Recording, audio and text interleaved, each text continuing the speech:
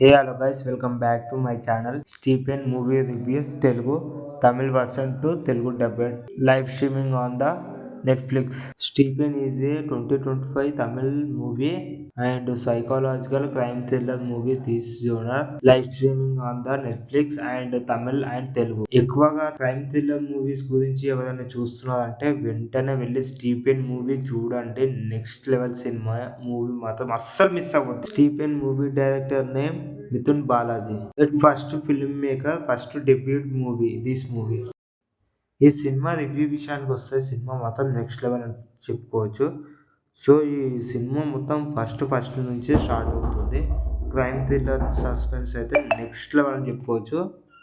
Hero acting కానీ interval సీన్స్లో కానీ climax scene మాత్రం నెక్స్ట్ లెవెల్ అని చెప్పుకోవచ్చు.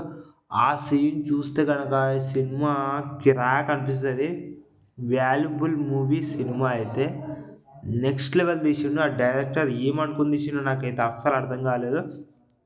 నాకు మాత్రం సినిమా పిచ్చగా నచ్చింది. సస్పెన్స్ థ్రిల్లర్ మూవీ కావాలనుకున్న మాత్రం పక్కా నెట్‌ఫ్లిక్స్‌లోకి వెళ్ళి ఈ మూవీ చూడండి.